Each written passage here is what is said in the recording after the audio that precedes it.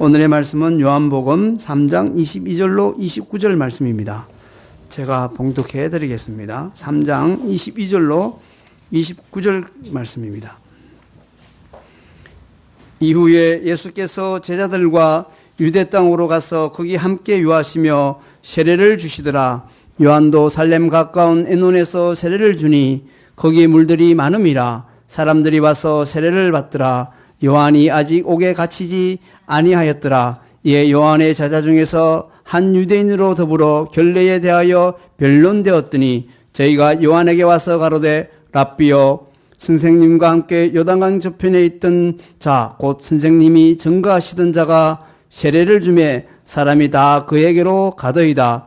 요한이 대답하여 가로되 만일 하늘에서 주신 바 아니면 사람이 아무것도 받을 수 없느니라. 나의 말한 바 나는 그리스도가 아니요 그의 앞에 보내심을 받은 자라고 한 것을 증거할 자는 너희니라. 신부를 취하는 자는 신랑이니 서서 신랑의 음성을 듣는 친구가 크게 기뻐하나니 나는 이러한 기쁨이 충만하였노라. 아멘.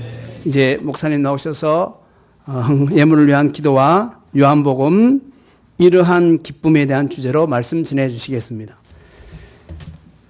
자신의 때를 잘 아는 사람은 참 행복한 사람이라고 할 수 있습니다. 오늘 우리가 요한복음 3장 22절부터 29절의 말씀을 읽었는데요. 이 22절부터 29절의 말씀의 결론의 말씀이 30절이라고 할 수 있습니다. 우리 다 함께 이 30절 말씀을 큰 소리로 함께 읽어봅니다. 시작. 그는 흥하여야 하겠고 나는 쇠하여야 하리라. 아멘. 내가 올라가야 할 때가 언제인가를 알고 잘 올라가는 사람, 그리고 올라갔던 그 자리에서 내가 내려와야 할 때가 언제인가를 잘 아는 사람만큼 멋진 사람도 없습니다. 자기가 처한 위치에서, 자리에서 열심히 일을 감당하다가 자기보다 더 뛰어난 사람이 왔을 때 그 일을 넘겨주고 기꺼이 그 자리에서 내려오는 사람은 참으로 멋있는 신앙의 사람이라고 할 것입니다. 그런데 말입니다, 여러분, 돈이나 명예나, 죄송한 얘기인데 제가 어젯밤에 그것이 알고 싶다를 봤더니 그런데 말입니다가 갑자기 나와가지고 대단히 죄송합니다. 그것이 얼마나 충격이었든지 그런데 말입니다, 이게 나왔습니다. 그죠? 잘 올라갔던 자리를 내려오는 것, 자기가 언제 올라가야 하고 언제 내려와야 하는지를 잘 알고 올라갔다가 내려오는 사람, 정말 멋진 사람 아니겠습니까? 근데 돈이나 명예나 권력이나 할 것 없이 한번 잡고 나면, 속된 말로 한번 맛을 보고 나면, 사람이 돈 맛을 보게 되면, 사람이 명예나 권력의 맛을 보게 되면 추해지는 것은 시간 문제고요. 그것을 잘 다스리지 못하면 그것을 놓지 못하고 내려가려 하지 않기 때문에, 그것을 계속 붙잡으려고 하기 때문에 그 사람은 상당히 추해지게 됩니다. 온갖 수단과 방법을 가리지 않고 자신의 위치, 자신이 긁어 모은 그 돈, 권력을 지키려고 노력을 합니다. 이런 사람들에게 기쁨이란 존재하기 어렵습니다. 돈이 주는 기쁨이 있죠? 명예가 주는 기쁨, 권력이 주는 기쁨, 그런 일시적인 기쁨은 분명히 존재하겠지만 그것을 지키기 위해서 자신이 끊임없이 투쟁하고 싸우게 될 테니 그 마음의 평화가 깨지는 것은 너무나 당연한 것입니다. 그렇게 투쟁하고 싸우는 사이에 자신의 마음의 평화는 깨지고 행복은 사라지게 됩니다. 그래서 어떤 의미에서 돈을 자꾸만 모으면 모을수록 우리에게 평화와 행복은 멀리 가는 것 같아요. 명예나 권력도 마찬가지입니다. 더 많은 명예, 더 많은 권력을 얻으면 얻을수록 정말 우리가 행복해질까? 그런 것을 좀 심각하게 우리는 생각해 볼 필요가 있습니다. 그렇다고 해서 저와 여러분이 돈이나 명예나 권력 또는 학업, 공부 이런 것들이 나쁘다고 생각해서는 결코 안 됩니다. 반드시 버려야 할 것도 아닙니다. 이것들은 모두 다 나름대로의 위치를 가지고 있고 사람에게 기쁨을 주는 것이며 우리가 이것을 성취했을 때 누리는 기쁨이 우리에게 있으며 신자들은 이런 것들을 위해서 끊임없이 노력해야 될 필요성도 성경은 우리에게 제기하고 있습니다.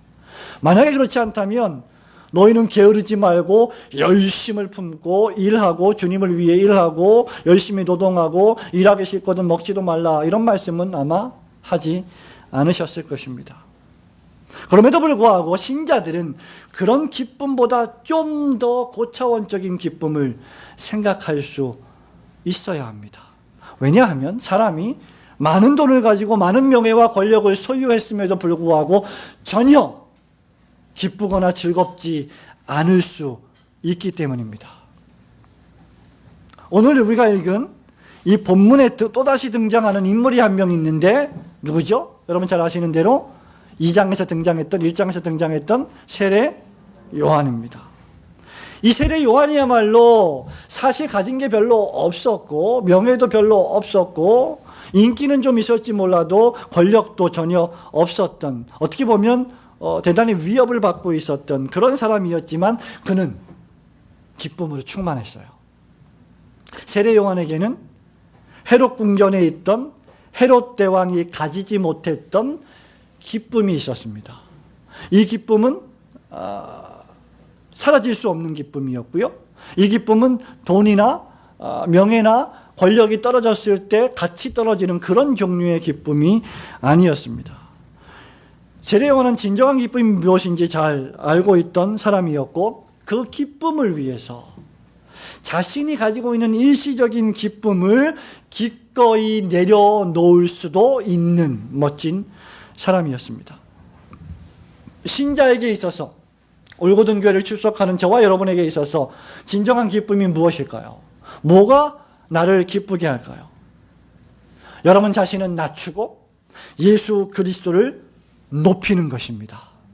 그럴 때 우리에겐 진정한 기쁨이 샘솟듯 끊임없이 솟아나오게 될 것입니다. 이것이 진정한 하나님을 섬기는 신자의 기쁨입니다. 세례 요한이 바로 그러한 기쁨을 잘 알고 있었던 인물이었습니다. 도대체 그러면 세례 요한은 어떻게 자신을 낮추었고 더 큰 기쁨을 추구할 수 있었을까요? 이러한 기쁨, such a joy, 이런 기쁨, 이 정도의 기쁨, 어떤 기쁨인지 세 가지를 살펴보기를 원합니다. 먼저 첫째로 세례 요한에게는 자신에게 몰려드는 제자들이라고 하는 기쁨이 있었습니다. 22절부터 24절 말씀을 저와 여러분이 함께 읽습니다. 이후에 시작. 이후에 예수께서 제자들과 유대 땅으로 가서 거기 함께 유하시며 세례를 주시더라. 요한도 살렘 가까운 에논에서 세례를 주니 거기 물들이 많음이라. 사람들이 와서 세례를 받더라. 요한이 아직 옥에 갇히지 아니하였더라. 아멘. 여러분 본문에 우리가 읽은 이 세 구절에 보면 특별히 본문에 두 사나이가 등장합니다. 한 분은 예수이시고 다른 한 사람은 세례 요한입니다. 예수께서도 세례 요한이 예언했던 것처럼 오셔서 제자들과 함께 세례를 주시기 시작했습니다. 그 전까지는 누구만 세례를 주었어요? 세례 요한만 세례를 주었어요. 근데 지금은 예수님이 오셔서 제자들이 생겼고 제자들과 함께 예수께서 세례를 주시기 시작하시는 겁니다. 이러한 배경들을 여러분이 이해하고 있어야 합니다. 그런데 세례 요한도 역시 예수님이 오시긴 했지만 여전히 세례를 베풀고 있었습니다. 세례 요한이 세례를 베푼 강가가 어디였습니까? 23절에 보면 살렘 가까운 에논이라고 하는 강가인데 이 에논이라고 하는 강의 이름의 뜻은 많은 물, 많은 샘물, 풍성한 샘물이라는 뜻이고 살렘은 여러분 잘 아시는 대로 예루살렘 할 때 평화, 평강이라는 뜻입니다. 그러니까 세례 요한은 그러니까 평강이 있는 근처에서 물이 많은 곳에서 회개의 복음을 전하며 천국이 가까웠느라고 복음을 선포하고 찾아오는 모든 사람들에게 세례를 베풀었어요. 물이 충분치 않은 곳에서 세례를 베풀다가는 낭패를 보을 수 있겠죠. 오늘처럼 물을 살짝 묻혀서 세례를 주는 것이 아니라 아마 그 당시에는 정확하게 성경이 기록하고 있지만 반쯤 들어갔다 나오든지 완전히 물속에 잠겼다 나오든지 물에서 세례를 받았고 강가에서 세례를 받았고 거기서 다시 무트로 올라오는 세례를 베풀었습니다. 그래서 한두 사람에게만 세례를 베푼다면 적은 물이 있어도 되었겠지만 그 이상 많은 이들에게 세례를 주어야 했다면 물이 많은 곳이 유리했을 것입니다. 그래서 세례 요한은 에논 강가에서 세례를 베풀었던 것이죠. 이 세례는 모두 메시아를 예비하는 회개의 세례였을 것입니다. 그런데 중요한 사실은요, 3장 23절에 보면 거기 물들이 많음이라 사람들이 와서 어떻게 해요? 세례를 받더라. 여기 사람들이 와서 우리나라 번역 성경에는 빠져있는 해석이 안 되어 있는 단어가 있는데 그것이 뭐냐면 끊임없이 사람들이 왔다. 끊임없이 constantly they are coming. 그들이 계속해서 세례 요한에게 왔다. 여전히 예수님이 오셔서 예수님이 옆에서 지금 세례를 베풀고 있음에도 불구하고 세례 요한에게는 제자들이 몰려들었다는 것입니다. 아마 생각해 보십시오. 예수님이 오셨는데도 세례 요한에게 제자들이 많이 모였다면 예수님이 오시기 전에는 어떠했을까? 엄청난 많은 사람들이 요한에게 와서 세례를 받지 않았겠습니까? 주님이 오시기는 했지만 여전히 세례 요한의 영향력이 아직 줄어들지 않았다는 것이죠. 아니 약간 줄어들었겠지만 여전히 영향을 끼치고 있던 인물이었습니다. 여러분 24절에 보면 요한이 아직 옥에 갇히지 아니하였더라. 마태마가 누가복음에 보면 요한이 옥에 갇혀서 헤롯 대왕의 명령으로 참수형을 당하는 사건을 여러분 알고 계시죠? 근데 요한복음에는 아직 그 사건이 기록이 되어 있지 않아요. 아직 옥에 갇히지 않았습니다. 여전히 활동하고 있었습니다. 회개의 복음을 설교했습니다. 여전히 많은 사람들이 요한을 칭송했습니다. 인간적으로 말하자면 요한의 인기가 높았다고 볼 수 있죠.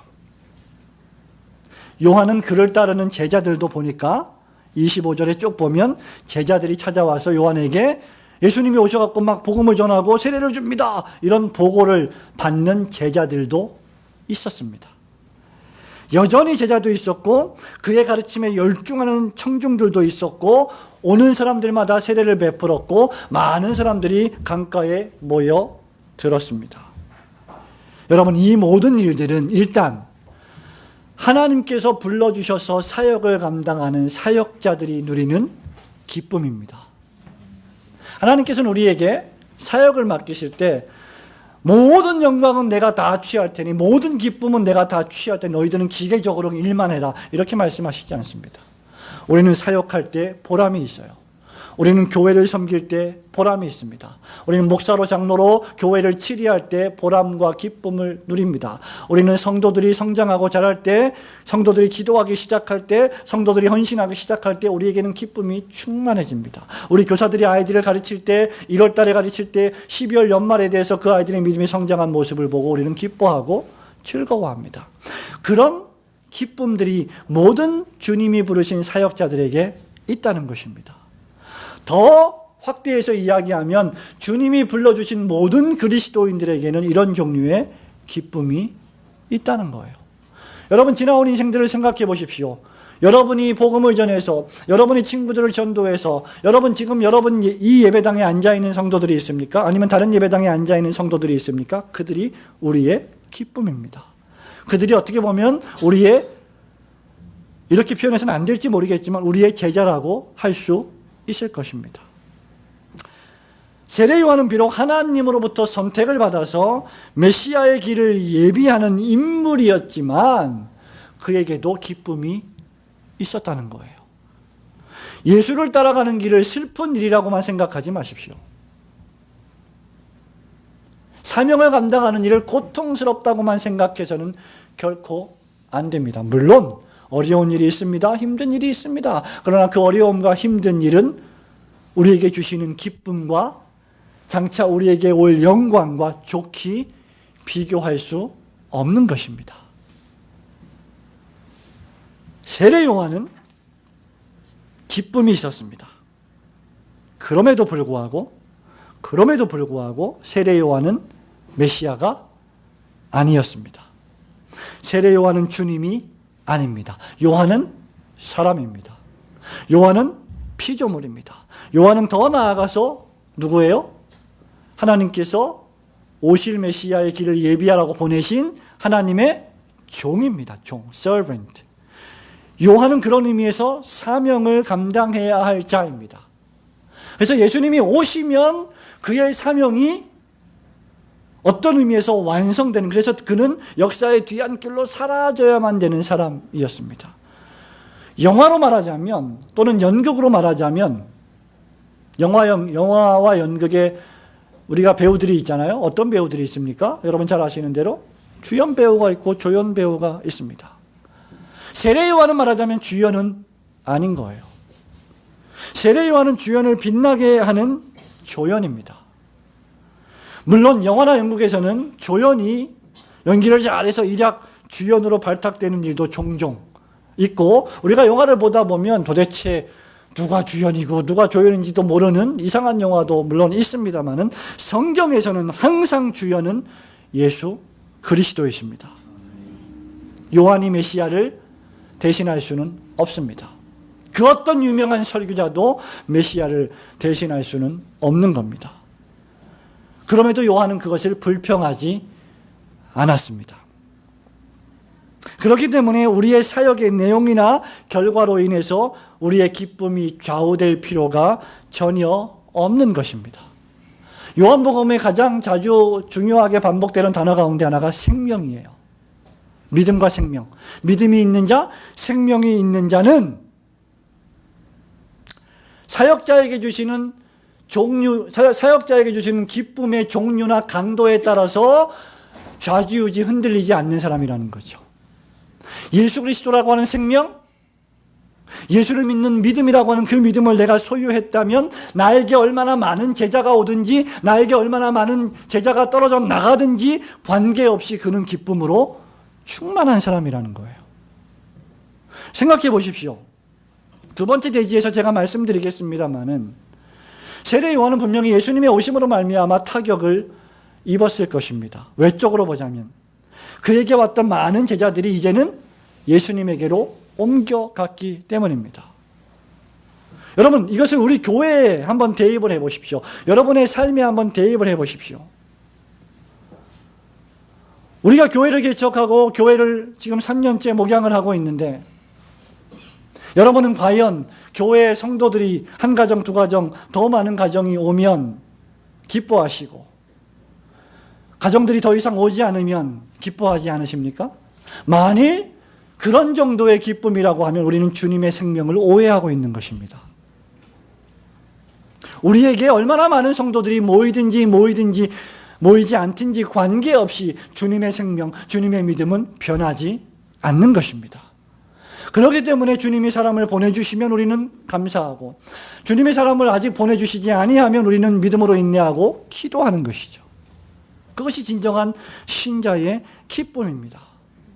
그렇기 때문에 진정한 사역자는 사역의 내용이나 결과로 인하여, 현상으로 인하여, 상황으로 인하여 우리의 기쁨이 좌우되지 않는다는 겁니다.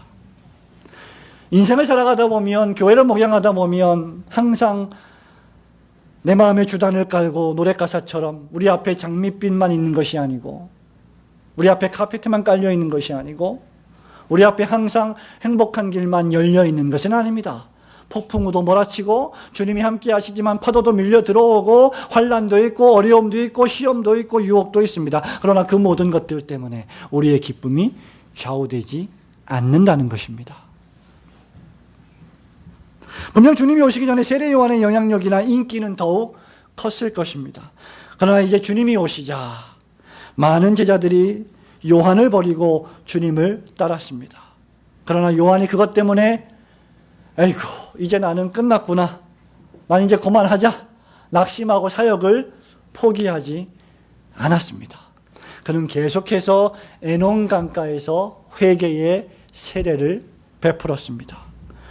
사랑하는 성도 여러분, 하나님께서 저와 여러분을 불러서 신자로 살아가게 하시는 동안 우리에게 이런 저런 기쁨을 주십니다. 지난주에 중국에 다녀오면서 그 길이 물론 고통스러운 길이었고 힘들고 피곤하고 지치는 길이었지만 그곳에서 똘망똘망한 눈으로 한 자라도 더 받아 적으며 한 말씀이라도 더 듣기를 원하는 중국인 목사들을 바라보면서 하나님은 저에게 또 기쁨을 주셨습니다. 우리가 취할 태도는 무엇이냐? 그런 기쁨의 원천이 하나님이심을 깨닫고 늘 감사하며 또 감사하는 것입니다. 그것이 겸손한 종의 자세입니다. 저와 여러분에게 인생을 살아갈 때마다 비추어 주시는 하늘의 빛, 잠깐 우리에게 쏟아 부어 주시는 기쁨, 그것이 주님으로부터 온 것임을 깨닫고 감사하며 기뻐하시는 성도들이 되시기를 주님의 이름으로 축원합니다. 이러한 기쁨 두 번째는 어떤 것입니까? 세례 요한은 주님의 길을 예비하는, 즉 주님의 길을 준비하는 기쁨으로 충만했습니다. 26절부터 29절 말씀을 함께 읽습니다. 저희가 시작. 저희가 요한에게 와서 가로되 랍비여, 선생님과 함께 요단강 저편에 있던 자 곧 선생님이 증거하시던 자가 세례를 주매 사람이 다 그에게로 가더이다. 요한이 대답하여 가로되 만일 하늘에서 주신 바 아니면 사람이 아무것도 받을 수 없느니라. 나의 말한 바 나는 그리스도가 아니요 그의 앞에 보내심을 받은 자라고 한 것을 증거할 자는 너희니라. 신부를 취하는 자는 신랑이나 서서 신랑의 음성을 듣는 친구가 크게 기뻐하나니 나는 이러한 기쁨이 충만하였노라. 아멘. 나는 이러한 기쁨이 조금 있어요 아니고 충만하였더라. 넘친다 그 말입니다. 여러분 26절의 말씀을 읽으시면 무슨 느낌이 드십니까?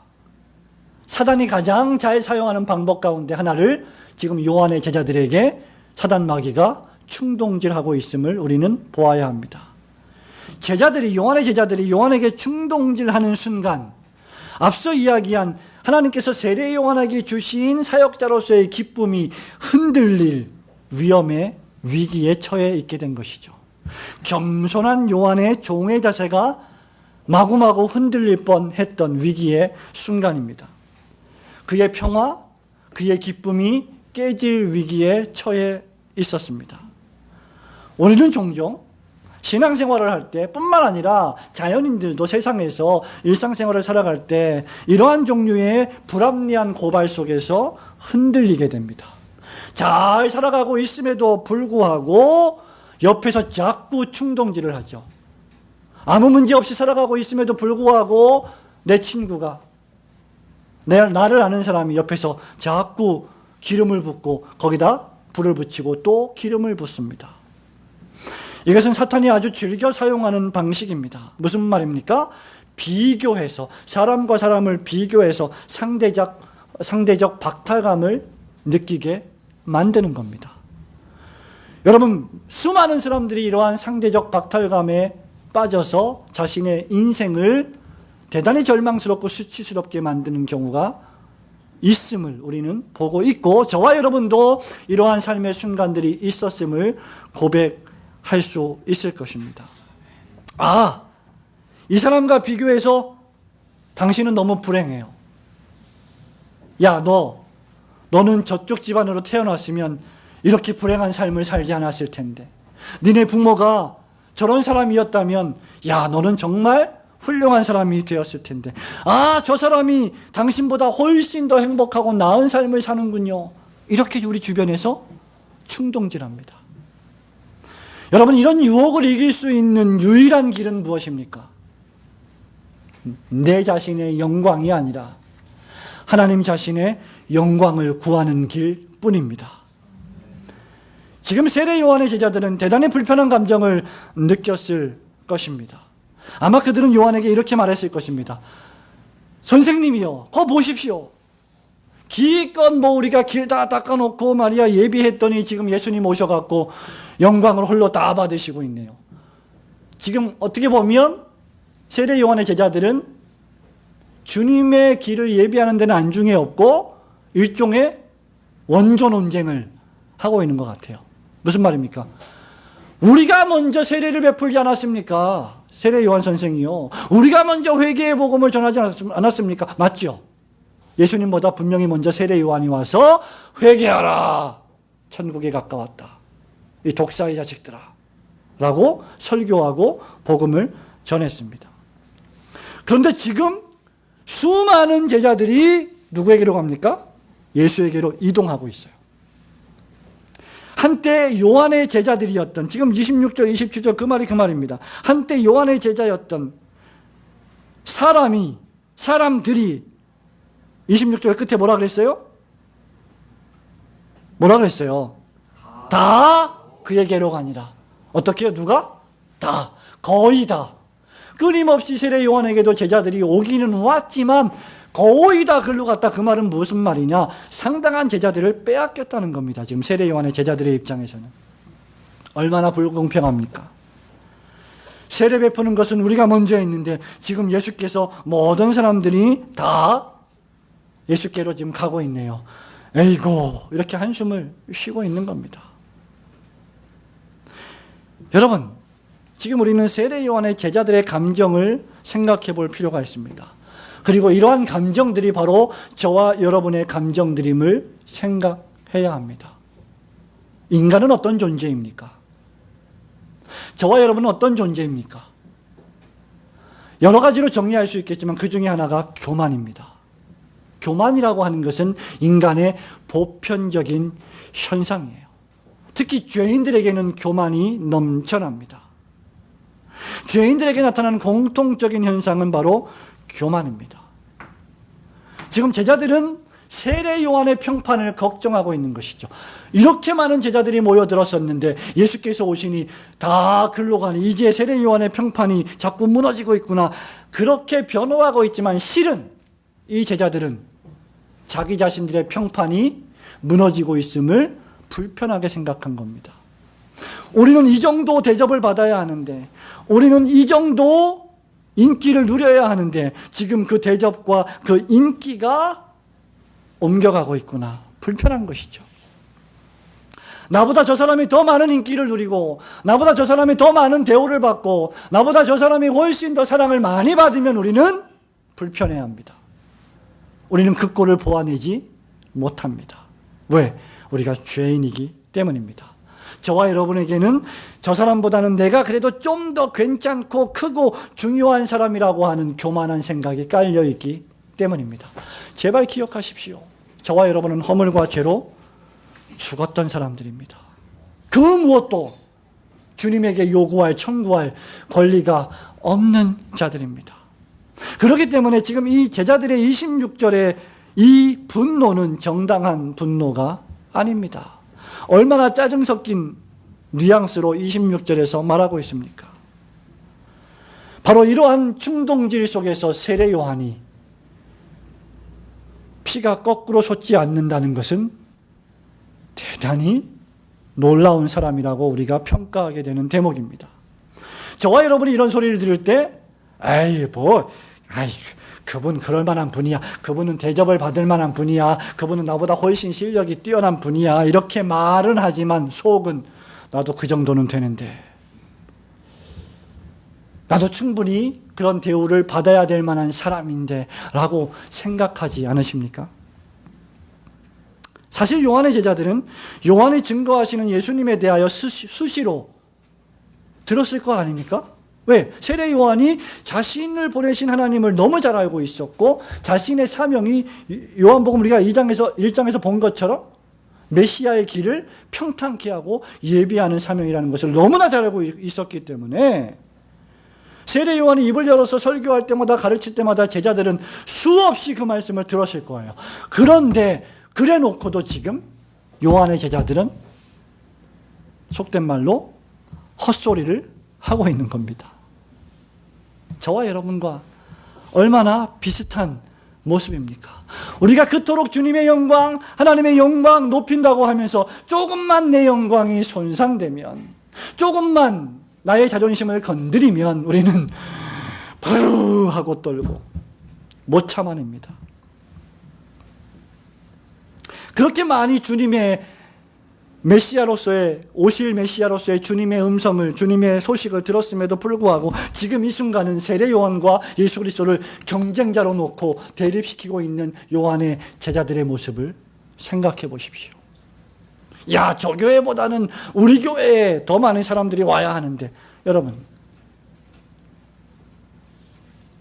우리는 상황이나 사건이나 스토리를 다 알고 있기 때문에, 마태마가 누가복음을 다 알고 있기 때문에 별로 놀랄 일도 아니지만 그 당시 요한의 제자들에게는 이것이 충격이었을 거예요. 우리는 구약과 신약을 다 알고 있잖아요. 그런데 요한의 제자들은 생각해 보십시오. 메뚜기를 먹으면서 광야에서 낙타 털옷을 입고 가죽띠를 하고 회개하라 복음을 외치고 민중들과 함께하고 시민들과 함께하고 권력에 아부하지 않고 타협하지 않고 진리를 외치고 진실을 외치고 그러한 세례 요한을 추종했는데, 예? 난데없이 예수님이 오시더니 수많은 제자들이 썰물처럼 빠져나가서 예수님에게로 갔습니다. 박탈감이 얼마나 크게 느껴지겠습니까? 이런 충격을 전해들은 요한 역시 교만한 자기도 취에 빠져서 주님의 영광을 가로챌 수도 있었을 것입니다. 하지만 요한의 겸손한 반응을 보십시오. 그리고 제자들을 책망하지 않는 그의 사려 깊은 모습을 성경을 통해 보십시오. 27절 말씀을 함께 읽겠습니다. 큰 소리로, 졸릴 때는 큰 소리로 읽는 것이 좋습니다. 시작. 요한이 대답하여 가로되 만일 하늘에서 주신 바 아니면 사람이 아무것도 받을 수 없느니라. 지금 모든 제자들이 날 떠나서 예수님에게로 가는 이유는 하나님의 절대하신 주권이다. 하나님께서 그렇게 섭리하셨다. 요한은 그것을 믿었습니다. 그래서 인기에 영합하지 않았어요. 숫자에 연연하지 않았던 것입니다. 28절 말씀을 보십시오. 그는 자신의 정체성을 올바르게 파악하고 있었습니다. 함께 읽습니다. 28절 시작. 나의 말한 바 나는 그리스도가 아니요 그의 앞에 보내심을 받은 자라고 한 것을 증거할 자는 너희니라. 아멘. 지금 무슨 말을 합니까? 제자들은, 요한의 제자들은 당신이 메시아이십니다. 당신이 메시아 노릇을 하십시오. 계속 인기를 구가하십시오. 이러고 있는데 요한은 I am not Christ. 나는 그리스도가 아니다. 이것을 증거할 자는 누구다? 너희가 증거해야 한다. 나는 그리스도가 아니다. 제자들의 기대를 산산조각 무너뜨립니다. 그리고 자신의 한계를 철저히 인정합니다. 자신의 위치를 정확히 파악하고 있습니다. 자신이 해야 될 직무를 보고 있습니다. 그 이상 넘어가지 않습니다. 그리고 물러납니다. 여러분, 진정한 그리스도인이 있다면 바로 세례 요한이야말로 진정한 그리스도인이 아니겠습니까?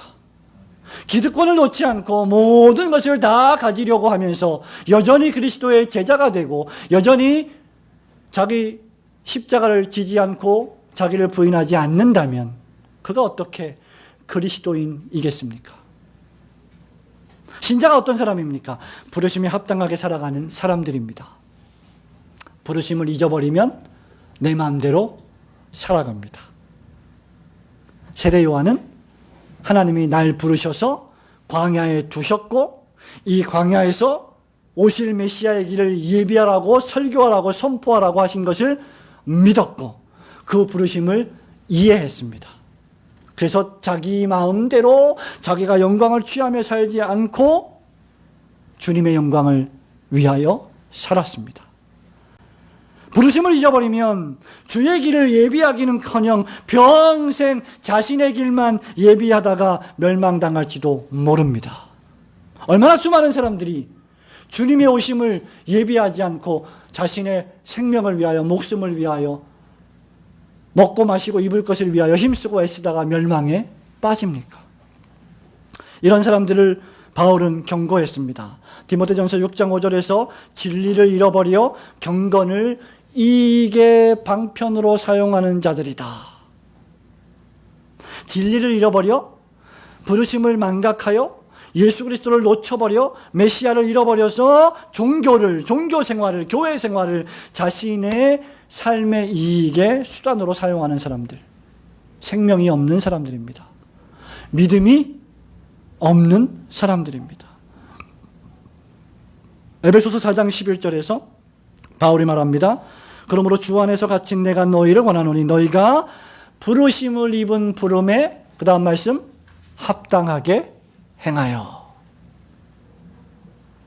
데살로니가후서 1장 11절에 이러므로 우리도 항상 너희를 위하여 기도하면 우리 하나님이 너희를 그 부르심에 합당한 자로 여기시고. 여러분, 이것을 더욱 구체적으로 확실히 하기 위해서 29절에 요한은 결혼식 비유를 사용하고 있습니다. 자, 2장에 우리가 무슨 말씀을 생각해 보았죠? 2장에 가나 혼인잔치, 결혼식 잔치, 그죠? 결혼식의 주인공이 누굽니까? 신부 아니고요? 결혼식의 꽃은 신부가 아닙니까? 예, 물론 세상 결혼식의 꽃은 뭐 또 신랑 신부예요. 신부예요. 제가 볼 때 아름다운 신부, 정말 결혼식의 꽃입니다. 그런데 요한복음 2장에서의 주인공은 누구시냐? 예수 그리스도이십니다. 주인공은 신랑이에요. 세례 요한이 지금 말하고자 하는 것도 마찬가지입니다. 주인공은, 주연은 신랑이다. 요한은 누굽니까? 요한은 누구예요? 3장에서? 신랑의 친구예요. 그 당시 초대교회 당시에, 예수님 당시에 유대사회에서의 결혼식은 신랑의 친구가 모든 결혼식 준비를 하고 신랑이 도착할 때까지 그 모든 것을 완비해 놓고 신랑이 오면 바톤을 넘겨주는 것이 친구의 소임이었습니다. 그 이야기를 지금 하고 있는 거예요. 친구로서의 요한의 사명은 무엇이냐? 신부를, 결혼식을 잘 준비해서 그리스도에게로 인도하는 것입니다.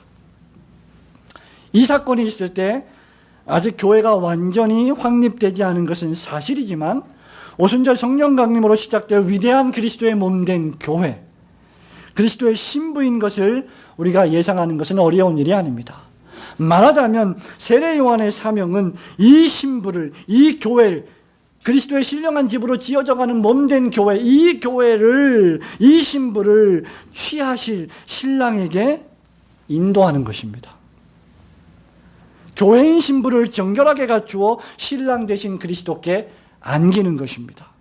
이것이 요한의 기쁨이었어요.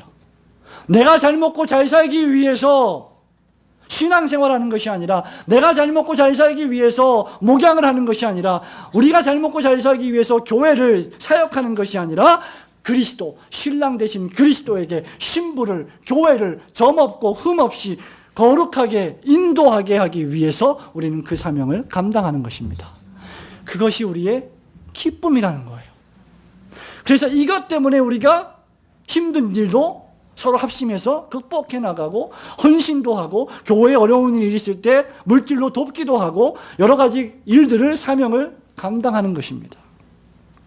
이것이 요한의 기쁨이고, 29절에 보니까 나에게는 such a joy, 이런 놀라운 기쁨이 어떻다고요? 충만하다. 가득 차 있다 이 말입니다. 여러분, 이 말씀을 읽고 놀라지 않으시면 안 됩니다. 요한이 이런 기쁨으로 가득 찼다? 그러면 나는 어떤 기쁨으로 지금 가득 차 있을까? 도대체 내 머릿속에는 어떤 걱정으로 가득 차 있을까? 기쁨이 아니라. 사랑하는 성도 여러분, 저와 여러분이 주님의 길을 예비할 때 우리의 영혼은 주님이 주시는 기쁨으로 충만할 줄로 믿습니다. 세례 요한처럼 주님의 길을 예비하는 이런 기쁨으로 충만하여 살아가시는 성도들이 되시길 주님의 이름으로 축원합니다. 이러한 기쁨, 마지막 세 번째, 이것은 어떤 기쁨이었을까요? 세례 요한은 이 기쁨을 위해서 자신이 망해도 괜찮다라고 생각하는 기쁨이 있었습니다. 여러분, 아멘 안 하시네요? 망하는 거 싫으시죠? 30절 말씀 우리 함께 읽어볼까요? 30절 시작.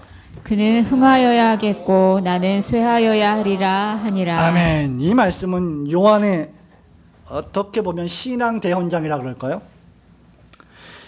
요한의 선언과도 같은 문장이죠. 요한의 일평생을 한 문장으로 요약하자면 그는 흥하여야 하겠고 나는 쇠하여야 하리라. 다른 말로 하면 그는 점점 더 높아지고 커져야만 하고 나는 점점 작아져야만 한다. 낮아져야만 한다. 그 뜻입니다. 앞서 언급한 모든 이야기의 결론입니다. 여기 흥해야 하고 쇠해야 한다는 말은 말씀드린 바와 같이 예수 그리스도는 점점 나로 말미암아 높아지고 커가야 하고 동시에 나는 점점 작아지고 낮아져야 한다는 말씀입니다. 뿐만 아니라 여기서 해야 하리라는 단어는 무엇일까요? 네 결정에 달려있어. 네가 그렇게 하려면 하고 네가 그렇게 하지 않으려면 안 해도 괜찮아. 나는 너를 존중해. 이런 게 아니라 반드시 그렇게 되어야만 한다는 것입니다.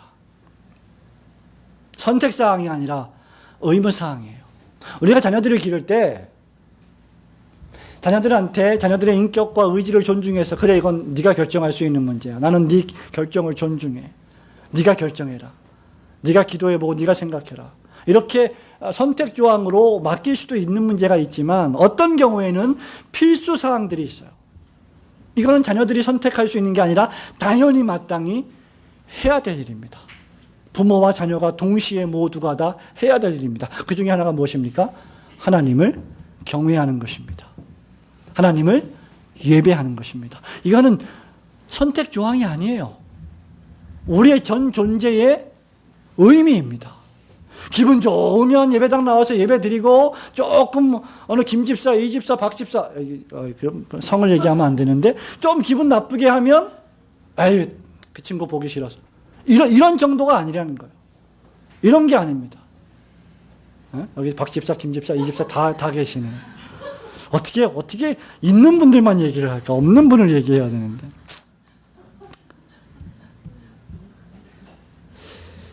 성도 여러분, 이 말을 좀 바꾸어 생각해 보시기 바랍니다. 내가 자꾸 커지면, 내가 자꾸 높아지면 예수님이 높아지지 못하지요. 나를 자꾸 내세우면 주님이 가리워집니다. 내가 자꾸 나서면 예수님이 나서지 못합니다. 한 25년 전에, 한 30여 년 전에 제가 고등학교 시절에 제가 섬기던 교회에 이 천정 벽면에 이런 그 표가 있었어요. 도화지에다가 쭉 그 당시에는 이렇게 뭐 프랭카드 안 하고 도화지에다 그려갖고 막 잘라갖고 붙였잖아요. 어떤 말씀이 있었냐면 기도보다 성령보다 앞서지 맙시다. 이야, 무서운 말이에요. 기도보다 성령보다 앞서지 맙시다.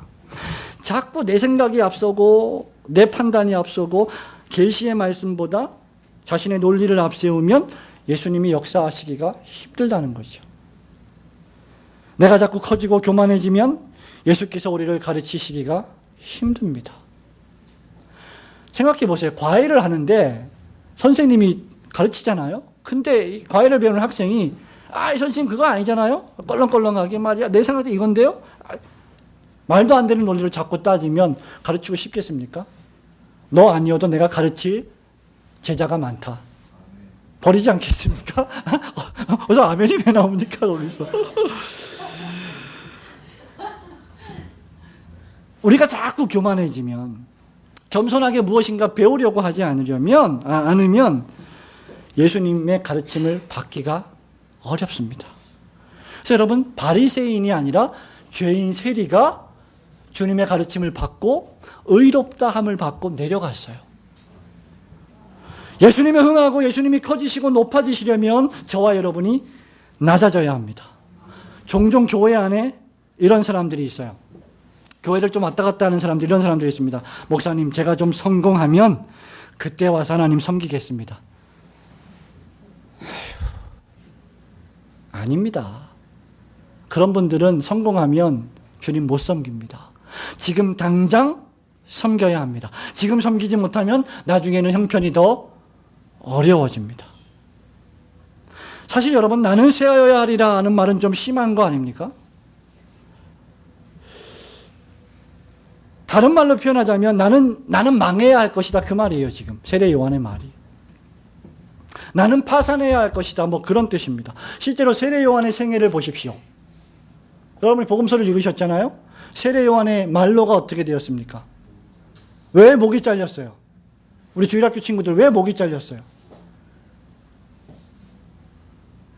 그저 바라만 보고 있죠. 청대학부, 중고등부 친구들 왜 목이 잘렸어요? 세례 요한이. 죄를 가리켜서 죄라고 지적했기 때문에.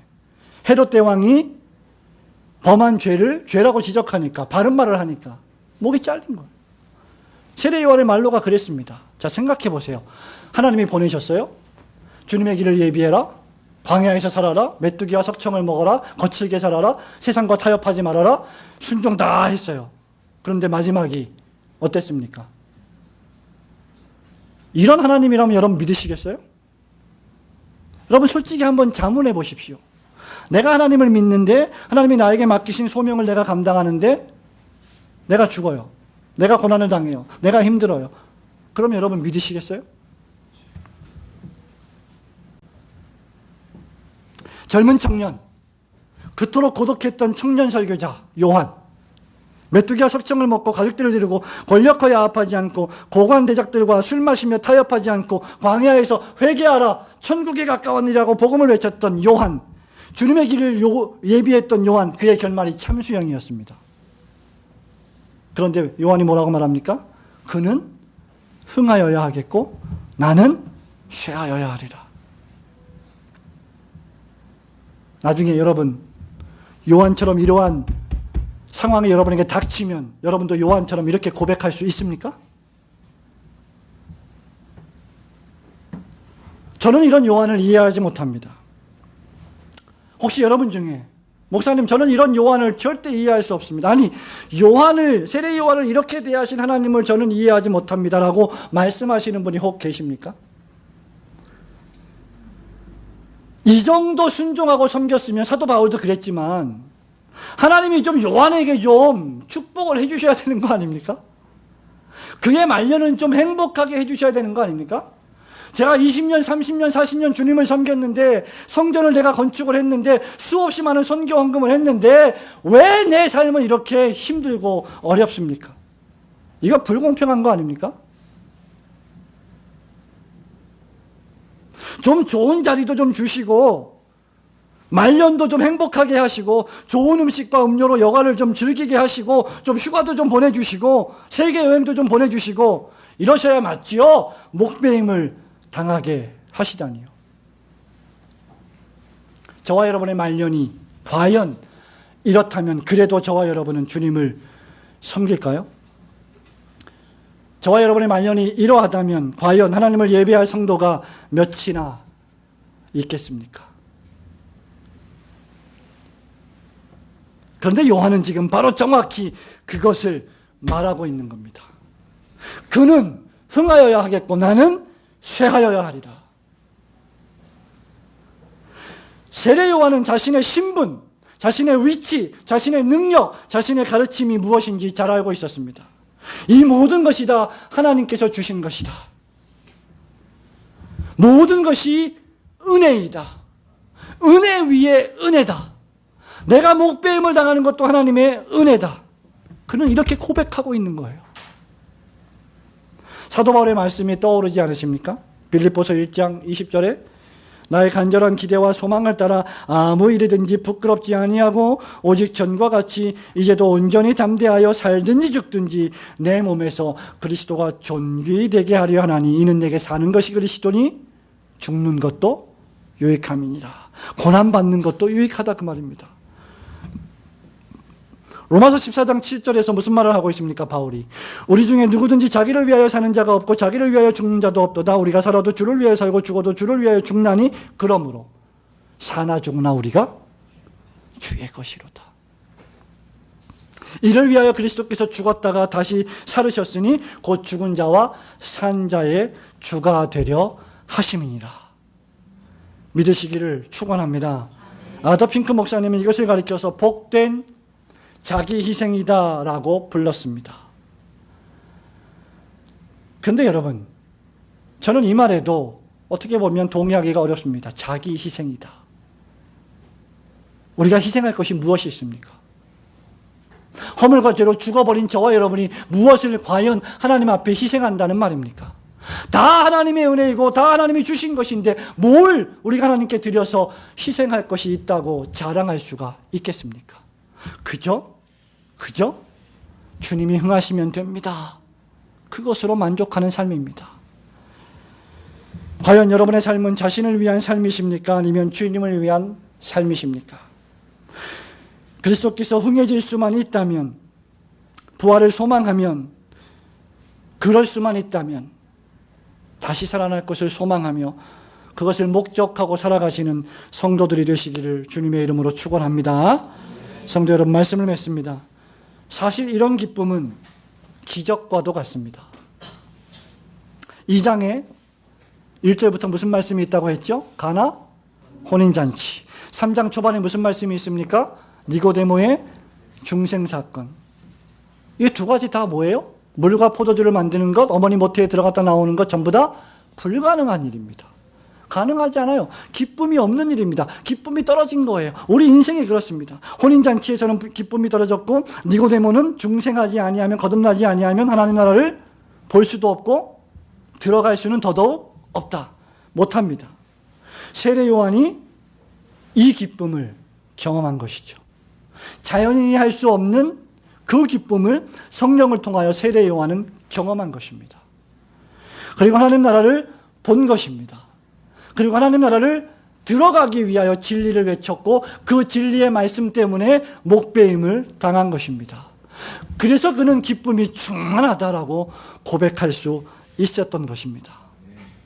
성도 여러분, 이것은 세례 요한이 뛰어나서도 아니고요, 정신력이 투철해서도 아니고요, 물론 정신도 투철해야 하겠지만 그가 인내의 달인이어서도 결코 아닙니다. 그의 천성이 낙관적이었기 때문도 아닙니다. 그가 이럴 수 있었던 것은 하나님께서 주님의 길을 예비하라고 불러주셨기 때문입니다. 하나님이 이 일을 위해서 세례 요한을 준비시키셨습니다.